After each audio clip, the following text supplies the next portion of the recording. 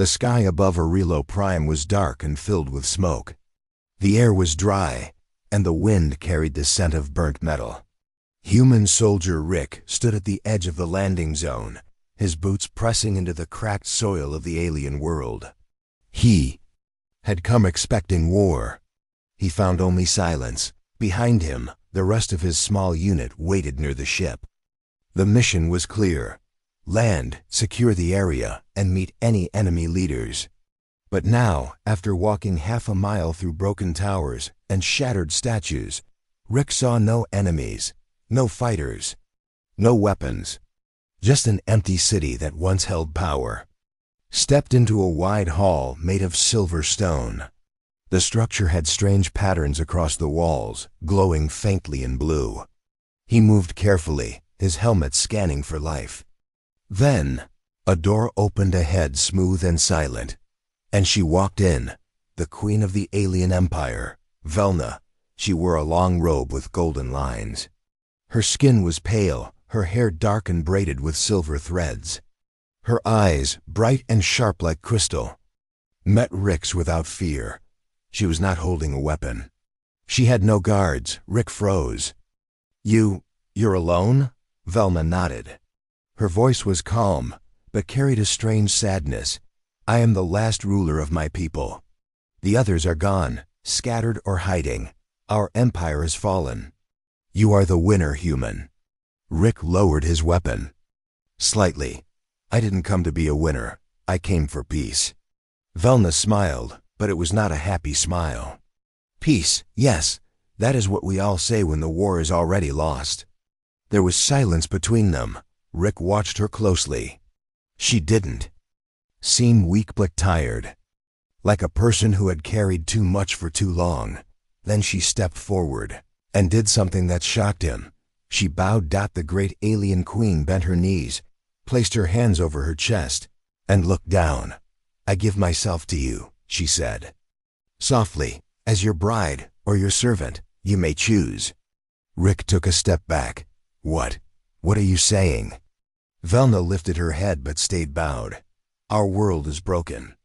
Our people are starving.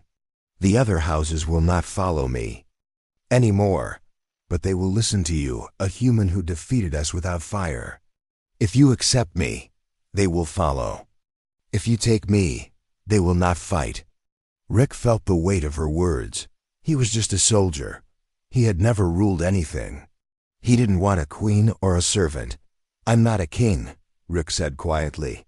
"You don't need to be," Velna replied. "You are something more dangerous than a king. You are human, and you still have hope." Rick didn't know what to say. No one had prepared him for this. No book, no training, no command order. He looked around the hall again. Once, this place must have been full of voices. Now it was empty, except for the strange sound of the wind outside and Velna's soft breath. She stood slowly and faced him. Again, her hands stayed at her sides, open, like she had nothing to hide. "Why me?" Rick asked. "Why not just ask for help?" Velna looked into his eyes. "Because my people don't understand asking. We understand surrender. We understand power. You are the only one they would respect now." Rick stayed quiet. He remembered what the briefing said. This alien empire had ruled its sector for over 300 years. It had taken planets, crushed rebels, and even held humans as prisoners once. But now, the tables had turned. And instead of revenge, Rick saw something else. She was proud, but not cruel. Brave, but not heartless. He spoke carefully. "I won't take a servant. That's not who I am. And marriage, that's not something I can decide in one meeting." Velna nodded slowly. "Then take me with you. Let your people decide. Let me prove my loyalty." It was a strange request. But somehow, Rick believed her. He tapped his communicator. "Unit, prepare for return. I have a guest." "Yes, sir," came the reply. Velma looked around one last time. Her empire had ended in silence, not fire. But maybe this was a new beginning. As they walked side by side back to the ship, neither said much. But both of them felt something had changed. A queen had offered herself not as a ruler, but as a bridge between two worlds. And a soldier, trained for war, had accepted a future filled with questions. Rick sat in the corner of the ship's quiet medical room. Across from him, Queen Velna rested on a long white bed. A small healing patch covered her arm. The medic had said she was not hurt badly, only tired and underfed. Still, she hadn't spoken since they left the ruined city. Now, flying high above Orilo Prime, the ship moved silently toward the human space station. But Rick's mind was full of noise. He looked at the alien queen and thought of the moment she bowed. Her words still echoed in his head. "Take me as your bride or your servant." It had shocked him, still did. Velna opened her eyes. She sat up slowly. "You keep watching me," she said, her voice calm. "Do I worry you?" "No," Rick said. "You confuse me." She tilted her head. "That's a better answer than most humans give." Rick leaned forward, arms on his knees. Why would a queen lower herself like that? Why not stay proud, fight to the end? Velna looked out the small window at the stars. Her silver eyes reflected the light like mirrors. Because a good ruler knows when the battle is already lost. And because pride does not feed the people, she turned back to him. "We had 1,000 fleets once. Now we have 100 broken ships. My people are starving, tired, scared. If I do not find them a future, someone else will, and that person may be cruel." Rick thought for a moment. "So your offer, it wasn't just personal. It was political, yes," Velna said softly, "but also personal. I chose you. Why? You didn't destroy us. You walked through fire, but you didn't burn us down. You could have dropped bombs. You chose to speak. That is strength in your world, isn't it?" Rick nodded. "Yes, but some humans think that's weakness," Velna smiled. "Then they do not know power." The ship gave a light shake as it entered a new gravity zone. The med lights blinked blue. Rick stood and walked to the table beside her. "You don't really want to be someone's servant." Velna shook her head. "No, but I am ready to do what is needed. If I become a servant to save my people, I will do it with pride. If I marry to bring peace, I will do that too." Rick stared at her. "You would really marry someone you don't love?" Velna looked at him seriously. "In my world, duty comes before love. But love can grow. I've seen it happen, even in war." She stood now, too. A little weak, but steady. "And you?" she asked. "What do humans marry for?" Rick was quiet. Then he said, "For trust, for feeling, for choice." Velna nodded. "Then perhaps we can meet halfway. I give you my truth. You give me your time." Rick blinked. "You mean?" "Take me with you," she said again. "Let your people decide. Let them see me not as a threat, but as a chance. A chance to build something new." Rick crossed his arms. "The council won't trust you right away." "I expect that," she replied. "But if you stand beside me, maybe they'll listen." He looked at her, really looked.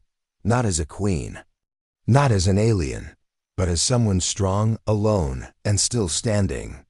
She had lost everything, yet her eyes were full of fire. "Fine," Rick said. "We'll present your case to the council." Velna stepped closer. "Will you speak for me?" "I'll speak with you," Rick said. "Not for you. You've got a voice. Use it." Velna smiled. "Good. Then I will use it well." Later, as the ship landed at the human space station, Rick stood beside her in the entrance bay. Lights flashed. Guards stood ready. Officers watched from a distance. "Ready?" Rick asked quietly. Velna nodded. "I was born ready." The doors opened. Together, they walked forward. Many eyes followed them. Whispers filled the room. But Rick and Velna didn't stop. One human soldier, one alien queen. Side by side, in a room deep inside the station, the human council waited. Velna stood before them. Her voice was strong, her words simple. I come. Not as a prisoner, not as a beggar. I come with an offer. Marry me, and I will help lead a new future. Reject me, and I will leave in peace. But do not ignore the chance I bring. Some council members whispered.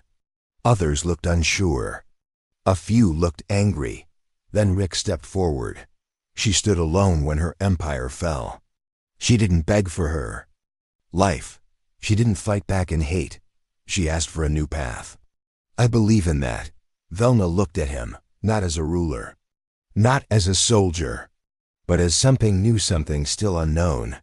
And Rick looked back, realizing that this mission was no longer about orders. It was about choice, and he had made his.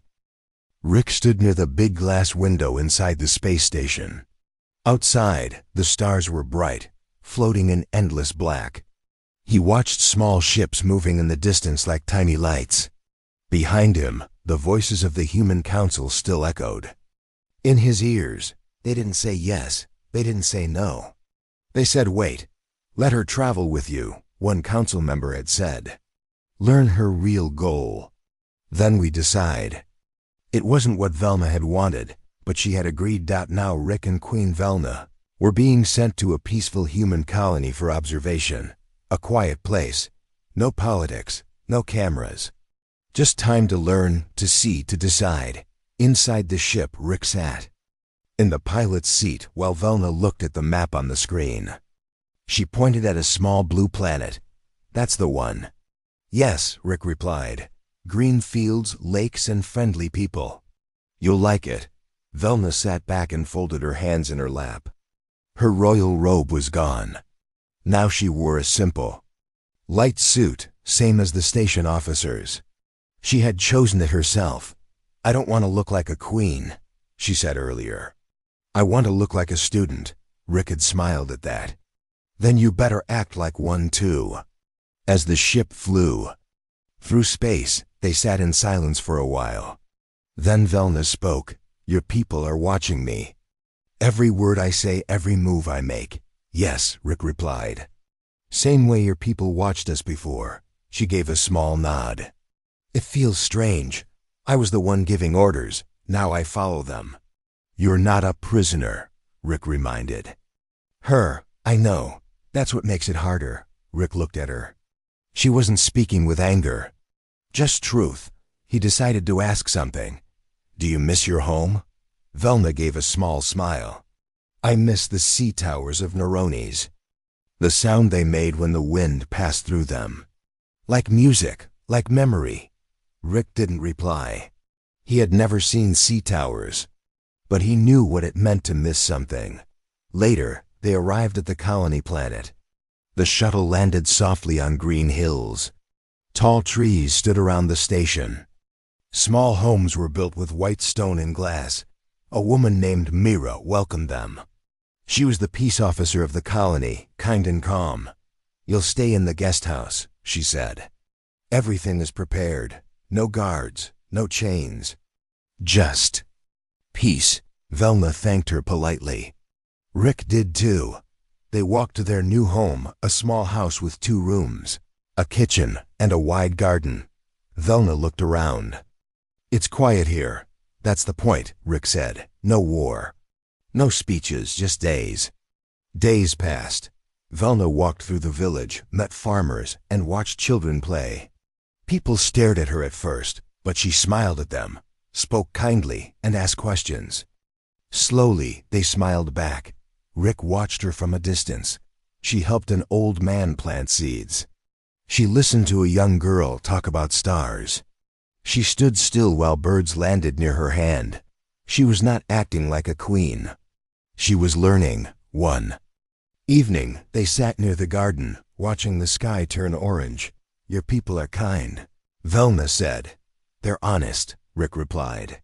That's what makes them strong. She looked at him. You believe in them? Yes. And do they believe in me? Not yet, Rick said. But you're helping that change. She nodded slowly. Do you believe in me?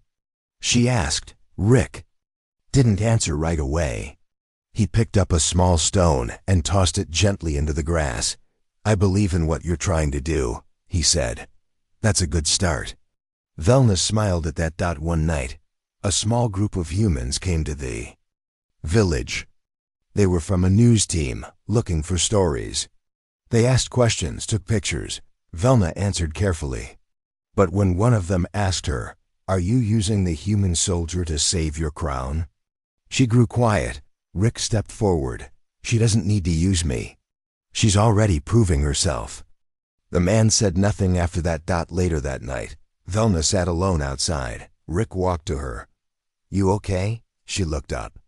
"I'm tired, not from walking, from proving." He sat beside her. "Then stop proving. Just live. That's enough." She was quiet for a while.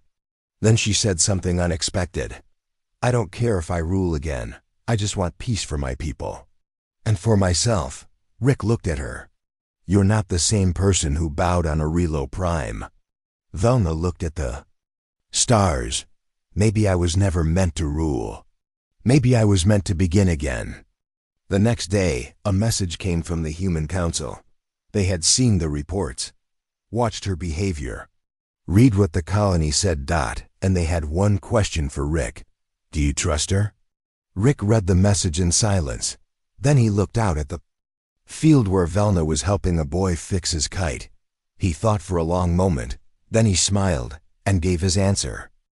The quiet days on the colony planet didn't last forever. One morning, Rick and Velna received the message from the Human Council. It was short and formal. "Return to Central Station.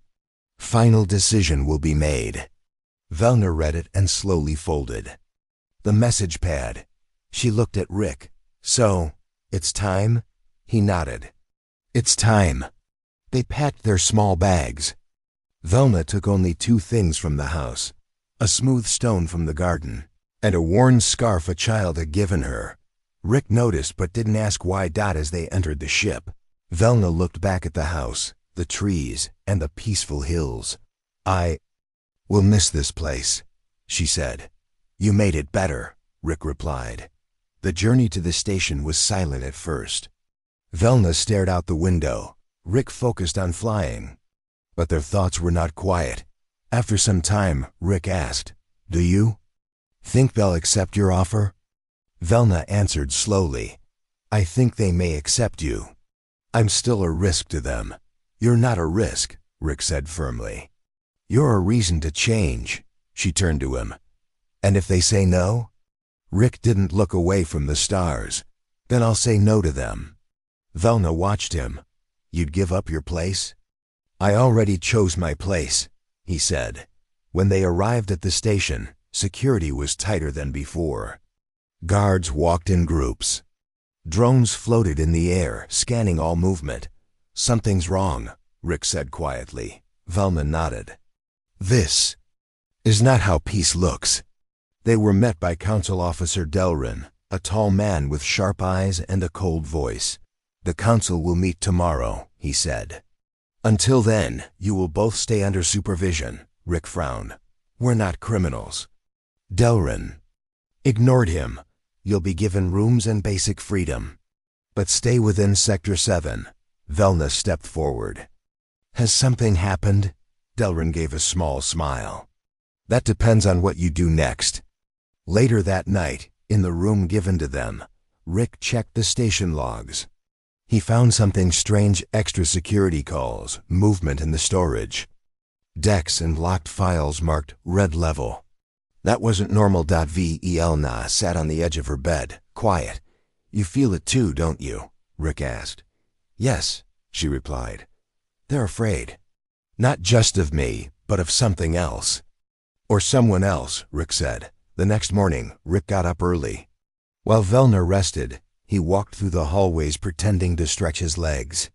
He passed a group of engineers whispering in a corner. He listened carefully.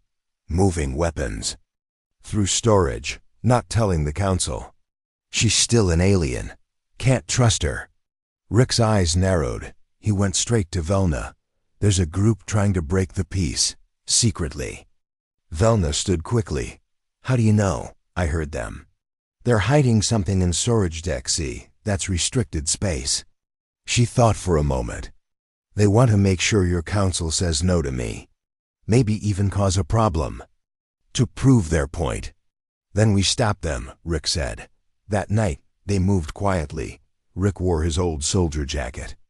Velna wore simple clothes, her hair tied back.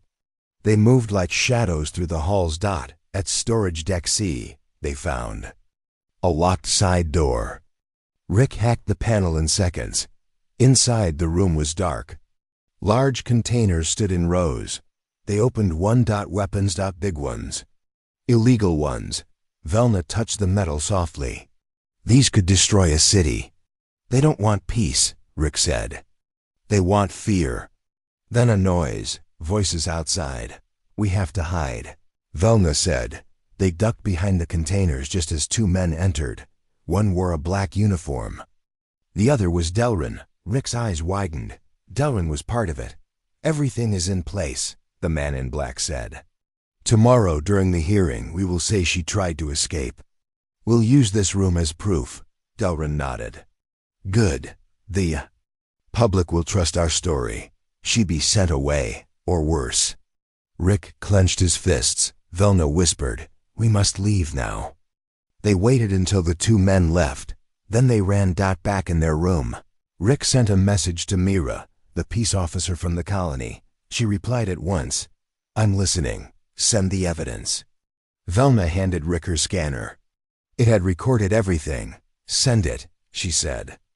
Let them hear the truth. Rick nodded. The next morning, the council met. The large room was full. Reporters, officers, commanders. Del Ren stood tall beside his team.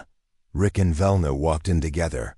Before the council could speak, Mira's voice came through the big screen. I have urgent evidence, she said. The recording played. Delrin's face turned pale. Gasps filled the room. The head of the council stood. Delrin, you are under arrest. Guards moved fast. Delrin tried to speak, but no one listened. Velna stood calmly, her hands by her sides. Rick stood beside her, proud. After the meeting, the council met Rick in private. You uncovered a threat. They said, you protected peace. Rick said nothing for a moment. Then, do you trust her now? The council leader nodded slowly. Yes, and more than that, we respect her. That evening, Rick found Velna watching the stars from a quiet balcony. They believed you, he said. No, she replied. They believed us. He smiled. So, what now? Velna looked at him. Now we wait for the final question. Rick raised a brow. Which is? She turned to him. Will you say yes if I still offer marriage? Rick looked at her for a long moment. Then he smiled. Let's talk about that tomorrow. Velna stood alone in the training hall, her hands behind her back, eyes fixed on the wall where a flag of the Human Alliance hung. The flag was simple blue and white with a star in the center. But to her, it meant something far more complex: unity, power, and trust. And trust, she had learned, was hard to earn. Behind her, the door opened with a soft beep. Rick entered, holding a datapad in one hand. He stopped when he saw her standing still. They're talking again, Rick said. Another closed meeting. They're trying to decide what to do next. Velna turned to face him. Do they still doubt me? Rick gave a short sigh. Some don't, but others think it's all part of a long game. That you're too smart to be sincere. Velna gave a soft laugh, but it held no joy. That's the curse of being born a ruler. Everything looks like strategy. They'll see soon enough, Rick said. You saved them from Delrin's plan. That matters. She nodded. Saving is not enough. I must belong. Rick walked closer. You already do, to some of us. Just then, the communicator on Rick's wrist buzzed. He tapped it. A voice spoke fast and quiet. Emergency. Section 9. Explosion in engineering room. Possible sabotage. Rick's face changed. We have to go. Velna was already walking toward the door. Let's move. The station halls were filled with lights and noise. Officers ran from side to side. Alarms echoed overhead. Smoke drifted through the air when Rick and Velna reached Section 9. A team of workers were trying to shut down the fire system. One of the engineers spotted Rick. "Sabotage," the man shouted. Someone planted a charge near the core wires. "Any suspects?" Rick asked. "Not yet," he replied. "But we lost 2 drones in that area before it happened." Rick looked at Velna. "We need to check the drone logs." She nodded. "And I think I know who can help." They went to the tech bay where a young woman named Leary worked. She had sharp eyes and quick fingers. Leary had helped Rick before, during past missions. She trusted him. "Can you open the drone footage from 1 hour before the explosion?" Rick asked. Leary frowned. "They're encrypted, but give me 5 minutes." She typed fast, eyes darting across the screen. Velna leaned over her shoulder. "Try unlocking the time logs first. Use a shadow breaker code." Leary paused. "You know how to do that?" Velna gave a calm nod. "I used to break into battle signals during wars. This is easier." Within minutes, the screen showed drone footage. A tall figure in a worker's uniform moved toward the core wiring area. He placed something down. Then he vanished into a side door. "Freeze," Rick said. They zoomed in. The face was blurry, but the eyes were clear bright yellow, not human. "That's a Norok spy," Velna said. "But how did he get on the station?" Leary asked. Rick's mind raced. The council thought the threats were over. But maybe Delrin was just part of something bigger. Velna spoke softly. "They want to push the council into fear. If humans stop trusting aliens, they'll stop trusting me too. Then we need to catch him," Rick said. Hours later, Velna walked through the halls of the station alone. Her long coat flowed behind her. She knew what she was doing was risky, but she also knew what had to be done. She was the bait. Rick and the guards watched from hidden corners, ready to move. She passed through Sector 8, where the lights were low and fewer people walked. Just as she reached the storage door, a sound came from behind. She turned, and the Norok agent was there. He wore a human coat but held a stun device in his hand. "You are in the way," he said in a deep voice. Velna stood tall. "I've been in the way my whole life," the agent stepped forward. "Leave this station, or your peace will burn with it." Before he could take another step, Rick and the guards jumped out. "Drop it!" Rick shouted. The Norok tried to run, but Velna moved first. She swung a metal rod across his path, making him fall. The guards grabbed him. Rick looked at her, surprised. "Where did you learn to move like that?" She smiled. "Royal training, not just for speeches." Later that night, the council called an emergency meeting. The Norok spy was caught. His plan was clear: cause more fear, destroy trust between humans and aliens, and stop the peace. Velna stood before them again. This time, her voice was clear and strong. "I did not run when fire came. I did not hide when lies spread. I stood beside your people, not because I had to, but because I chose to." The head of the council looked around the room.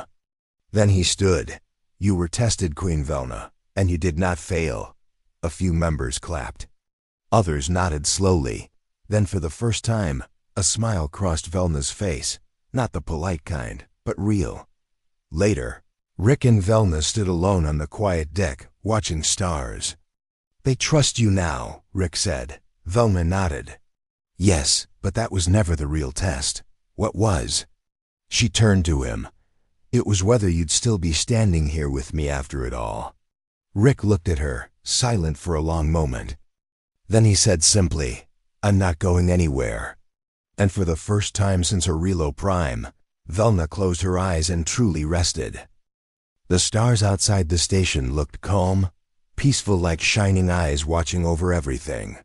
Inside, however, Rick's heart was anything but calm. He sat alone in the small observation room, thinking that so much had changed in such a short time. Velna had arrived as a queen without a throne. Now she was no longer just an alien guest. She was a symbol of hope and maybe something more. For Rick, she had become something more too. He remembered her bowing to him on Orilo Prime. He remembered how proud she had looked even in defeat. Now she stood as his equal, not because of her crown, but because of her choices. A soft sound broke his thoughts. The door opened, and Velna stepped in. "I thought I'd find you here," she said with a smile. Rick stood and returned the smile. "It's quiet here. Helps me think." Velna walked to the glass and looked out. "I used to believe silence was dangerous. In my palace, silence meant fear. Now it feels ... peaceful." They stood together for a moment, looking at the stars. Then Velna turned to him. "The council gave me a message this morning." Rick looked at her. "What did they say?" "They have accepted me," she replied. "They want me to help guide peace between our species, not as a ruler, but as a voice."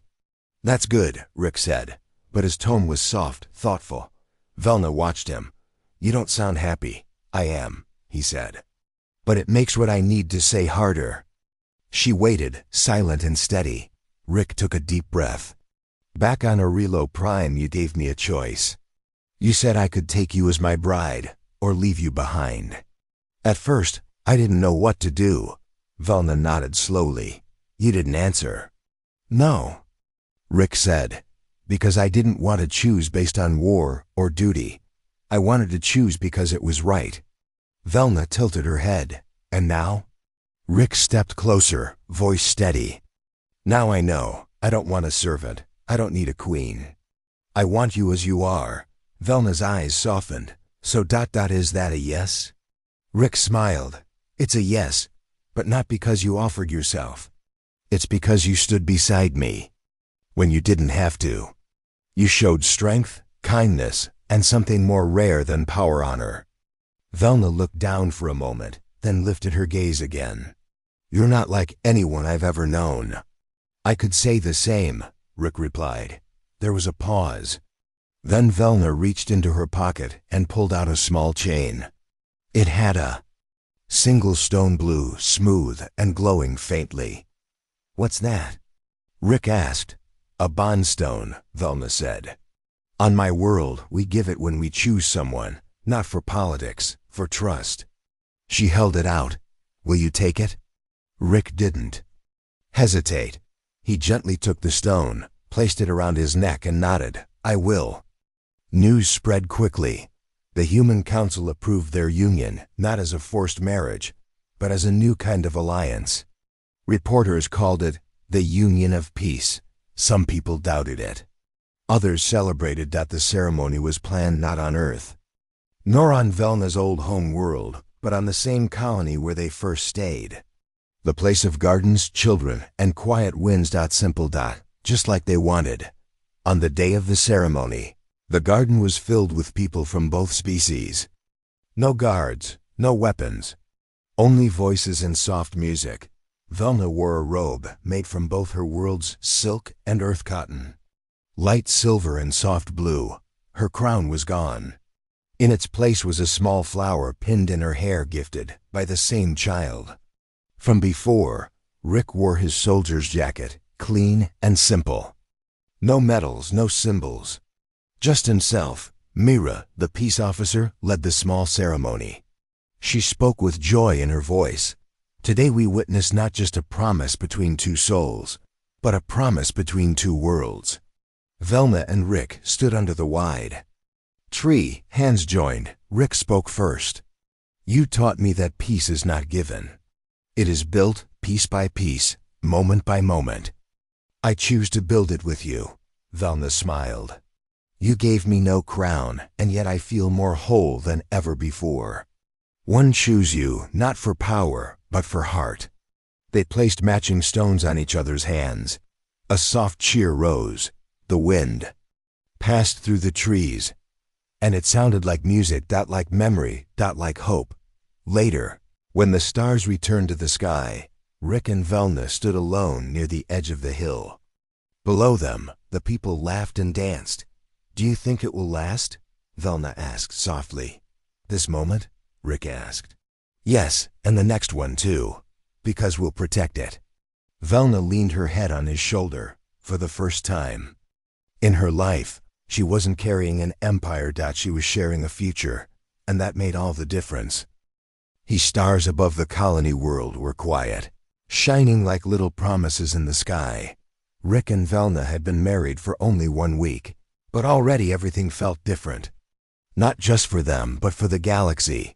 Their union had shaken old ideas. A human soldier and an alien queen, once enemies, were now partners, not just in life, but in purpose. And now, everyone was watching. The Human Council invited them to Earth for the first peace summit in over 50 years. Velna stood at the center of the great chamber, wearing the same simple robe from her wedding, refusing any crown or jewels. I did not come as a ruler, she said. I came as someone who once ruled, then lost everything. I stand now not to lead but to join. Her voice was calm, but strong. Some in the chamber looked unsure. Others nodded slowly. Rick stood beside her in his clean uniform. He did not speak much. He didn't need to. The way he stood beside Velna said everything. A new chapter was beginning. Across the galaxy, other alien races began to take notice. Some feared it. Others grew curious. A few even asked to speak with the couple directly. On a small planet called Lether, where trade routes crossed, a neutral council of species invited Velna and Rick to speak. There, an old reptilian leader asked, "Do you think peace is possible, even now?" Velna smiled gently. "Peace isn't a door you open. It's a path you walk every day. We are only at the beginning." The answer was shared across systems. Broadcasts replayed it again and again. Some people said it was just words, but others listened. Back at the colony, life continued as normal. Children ran through the fields. Farmers harvested fruit. The people were used to peace, but now they were part of something bigger. Na helped teach at the local school. She talked to young ones about stars, about choices, about learning from mistakes. Rick helped build a small outpost for traveler soldiers, diplomats, even explorers. He didn't want to fight anymore. He wanted to build now. One morning, a small ship arrived with 3 alien diplomats from a species called the Tarian. They had once fought against Velna's empire. But they came with open hands, not weapons. "We heard what you said," their leader told her, "and we want to learn." Velna welcomed them with a soft bow. "Then sit with us, and we will speak not of the past, but of what comes next." One night, Rick sat on the hill behind their home, staring at the stars again. Velna joined him with 2 warm cups of tea. "You still like this place," she said. "It's where I first saw who you really are," Rick replied. Velna smiled. "Not a queen, just a person. That's the best kind." They sat in silence for a while. Then Rick asked, "Do you ever miss your old world?" Velna thought carefully. "Sometimes. I miss the sea towers. I miss the sound of the wind in the high halls. But not the weight, not the cold pride. I don't miss being alone." "You're not alone anymore," Rick said. "No," she agreed. "Now I have you, and more than that, I have purpose." Months passed. Peace talks began across borders. Old enemies sent messengers. Ships that once held weapons now carried books, tools, food. Velna and Rick became more than just a couple. They became a symbol. Not perfect. Not royal. Human. Alien. Together. Some people still whispered against them. There were voices that said, "It won't last." Others claimed it was only for the cameras. But those who visited the colony saw something else: honest work. Shared meals, real laughter. A quiet empire was being built, not of stone or rule, but of choice. An empire of peace. One evening, a message came from Earth. The Human Council was voting on a new alliance name. The old name, Galactic Human Union, felt too small now. After debate, they chose something new: the Unity Accord. Rick read the message aloud to Velna. She nodded. "It fits," he added. They want us to represent it. Not lead it, just carry the name, Velma smiled. Then we'll carry it with care. At the next summit, a young alien girl gave Velna a small drawing. It showed Velna and Rick standing under two suns, surrounded by people of many kinds. On the back were 4 words, "You made it possible." Velna held the drawing close. She didn't speak. She didn't need to. Back at the colony, a new tree was planted in the middle of the garden. Its roots were strong, its leaves soft and golden. At the base of the tree was a small stone plaque dotted red. Here, 2 paths met and chose to walk forward together. And above it, 2 stones rested side by side. One was from Earth. One was from Orilo Prime, both smooth, both simple, but together. Something more.